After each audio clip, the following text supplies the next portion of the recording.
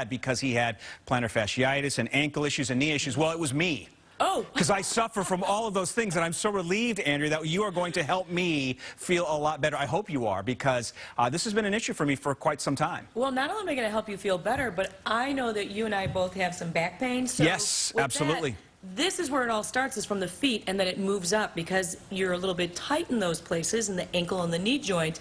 It then has a result in the lower lumbar spine. So this is going to change your life. You Good. have a great back. It's because we're both so fit, I know. And I wear my sneaks so I could maybe partake, but we'll get to that later. All right. First of all, let's talk about what you brought. Let's talk about shoes, because right now, this time of year, we're going through that change. You may be going into boots and heels. Not necessarily you, but a lot of the women are. Sure, absolutely. So we think about that. And I want you to think about, there are a lot of brands out there that work towards the feet, and they have inserts. So on your shoes, remember, we want to have lightweight shoes. You can feel that, nice extremely light. And you want to have a good toe bend. So bend that toe. That's okay. it. So these shoes definitely qualify, but not every woman wants to wear gym shoes with their No, dressing. of course not. So we can move into a little bit more stylish fashions, like the moccasin, which is I like this.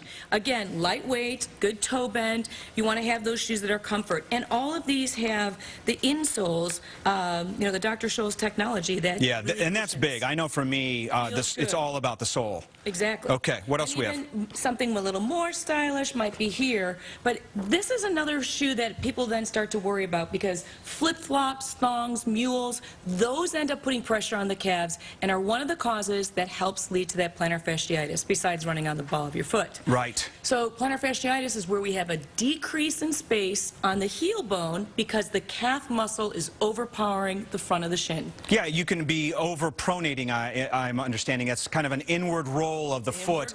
And if you're like me and that's exaggerated, you're going to have that plantar fasciitis. Got it. And I find myself struggling, you know, before almost every workout to really stretch that out, that kind of rubber band that runs along the bottom of our feet. Right. So for all the people who are doing the marathon this weekend, make sure you're doing your heel walks and stretching that out, so that when you do cramp up or if you have any pain during it, the first thing you can do is just lift your toes up. And yeah, let's take a look here.